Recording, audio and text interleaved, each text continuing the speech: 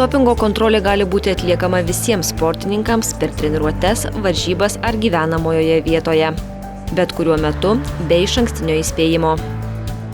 Sportininko pasirinkimas: varžybose užimtos vietos, atsitiktinė atranka, tikslinis testavimas. Pasibaigus varžyboms ar per treniruotę dopingo kontrolės pareigūnas informuoja atrinktą sportininką apie būsimą testavimą. Dopingo kontrolės pareigūnas turi pateikti dokumentą, įrodantį jo tapatybę. Sportininkas gauna raštišką pranešimą, kuriame nurodoma vieta, laikas ir kontrolės tipas. Jis yra informuojamas apie savo teisės ir pareigas. Atletas turi pasirašyti tai patvirtindamas, kad buvo pakviestas į dopingo kontrolę. Sportininkas privalo iš karto eiti į dopingo kontrolės vietą. Atidėti atvykimą galima tik dėl svarių priežasčių. Tačiau dopingo kontrolės atstovas sportininką lydi visą laiką.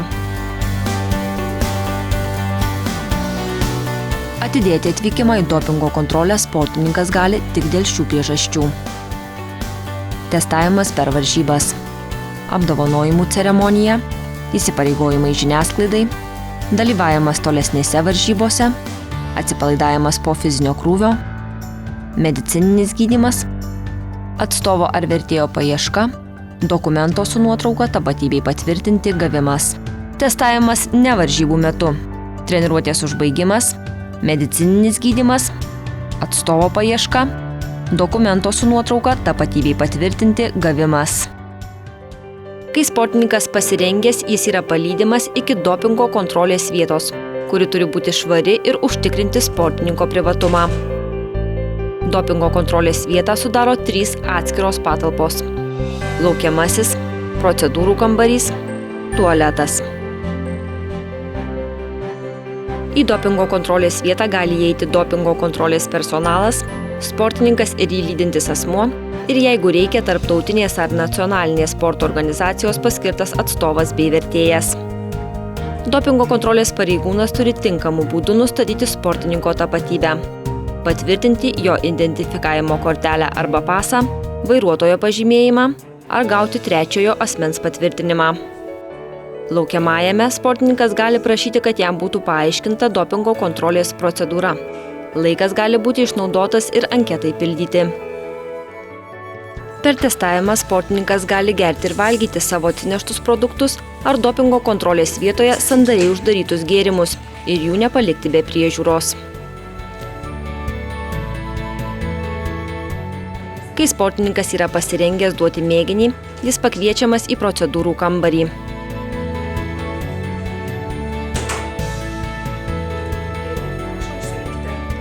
Čia pasirenkamas indelis mėginiui pateikti. Atletas turi būti įsitikinęs, kad pakuotė nepažeista.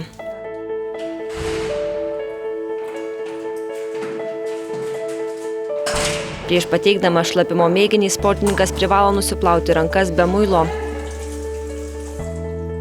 Tada praplėšti pakuotę ir paimti tik indelį, o dangtelį palikti. Kartu su sportininku būna tos pačios lyties dopingo kontrolės pareigūnas. Jis turi matyti, kaip pateikiamas mėginys, todėl sportininkas privalo nusirengti nuo pilvo iki kelių ir atidengti rankas iki alkūnių. Ši procedūra reikalinga siekiant užtikrinti skaidrumą, todėl sportininkui neturėtų sukelti neigiamų emocijų ar nepatogumų. Sportininkas turi pateikti mažiausiai 90 ml šlapimo. Tada jis praplėšia kitą pakuotės dalį ir uždaro indelį. Sugrįžus į procedūrų kambarį, pateikto šlapimo kiekis yra įrašomas dopingo kontrolės formoje. Sportininkas turi išsirinkti dopingo kontrolės pakuotę. Įsidėmėkite. Turi būti mažiausiai 3 pakuotės, iš kurių galima pasirinkti. Sandarios pakuotės turi būti nepažeistos. Numeriai ant pakuotės, buteliukų ir etikečių privalo būti vienodi. Sportininkas išima 2 buteliukus, iš kurių kiekvienas yra sandarioje plastmasinėje pakuotėje. Buteliukas su raudona etiketė skirtas A mėginiui, su mėlyna B mėginiui. Sportininkas patikrina, ar dėžutės ir buteliukų numeriai sutampa. Tada nuo buteliukų yra pašalinama plastmasinė pakuotė, dangteliai ir raudoni saugumo žiedai. sportininkas pats supilsto šlapimą į buteliukus. Visų pirma, mažiausiai 30 ml yra pilama į B buteliuką, iki nurodytos mėlynos etiketės žymos. Tuomet mažiausiai 60 ml supilama į A buteliuką su raudona etikete. Sportininkas turi palikti truputį šlapimo indelyje, kad pareigūnas galėtų nustatyti šlapimo lyginamąjį svorį. Jeigu lyginamasis svoris per mažas, privalo būti pateikiamas kitas mėginys. Sportininkas uždaro buteliukus. Sukant gali pasigirsti traškėjimas. Dangteliai negali būti užsukami į kitą pusę, taip pat buteliukai negali būti vėl atidaryti. Laboratorijoje dangteliai yra nupjaunami ir negali būti naudojami pakartotinai. Sportininkas turi įsitikinti, ar buteliukai užsukti taisyklingai, ar šlapimas neprateka. Tuomet buteliukai sudedami atgal į dėžutę.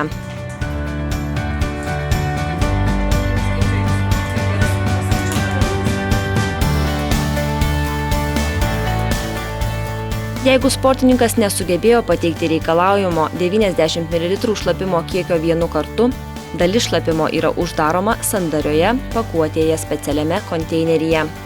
Kiekis ir dalinio mėginio numeris užrašomi dopingo kontrolės formoje. Sportininkas yra visą laiką stebimas ir kai yra pasirengęs pateikti papildomą mėginį, yra kartojama jau minėta šlapimo mėginio pateikimo procedūra. Surinkus mažiausiai 90 ml, dalinis mėginys yra sumaišomas su nauju mėginiu ir visa tai supilstoma į buteliukus.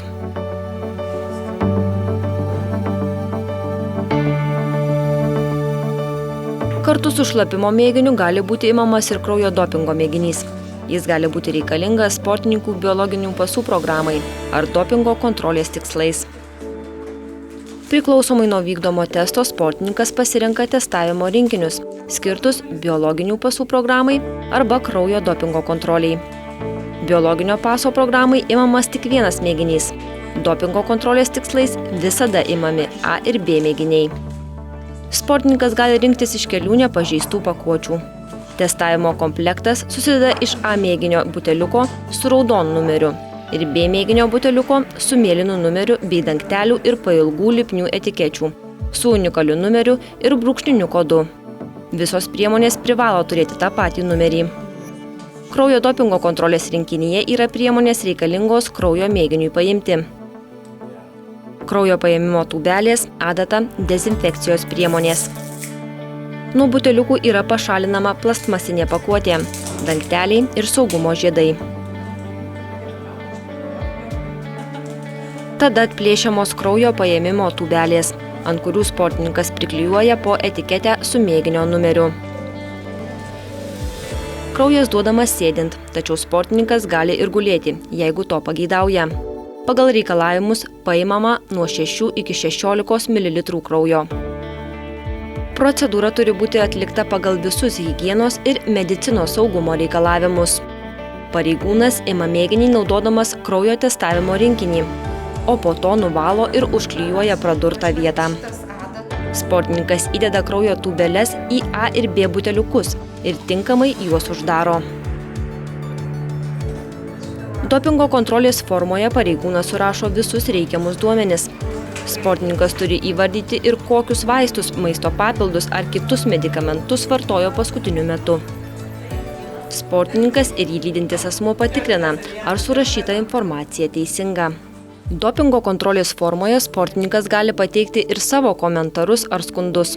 Jeigu visi duomenys teisingi, jis pasirašo. Tada pareigūnas dar kartą patikrina informaciją ir taip pat pasirašo. Sportininkui įteikiama užbaigta dopingo kontrolės formos kopija. Mėginiai yra itin saugomi, jie laikomi vėsioje vietoje, užplombuotose konteineriuose siunčiami į akredituotą laboratoriją. Laboratorija gauna dopingo kontrolės protokolo kopiją, kurioje pateiktas mėginio paėmimo laikas, jo numeris, sporto šaka, vartoti medikamentai, tačiau nėra informacijos leidžiančios identifikuoti sportininką.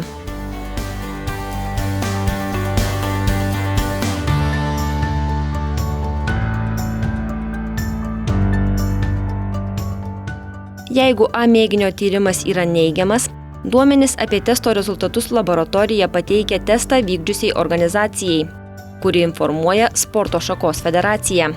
Ji praneša apie testo rezultatą sportininkui. Jeigu A mėginio tyrimas yra teigiamas, yra atliekamas B mėginio tyrimas. Kol nebus ištirtas B mėginys, sportininkui neleidžiama dalyvauti varžybose. Testo rezultatai yra teigiami tik tuomet, kai A ir B mėginių rezultatai yra teigiami. Tada priimamas sprendimas dėl nuobaudos. Kiekvienas sportininkas turi teisę būti išklausytas, taip pat gali pasinaudoti galimybę apskųsti sprendimą.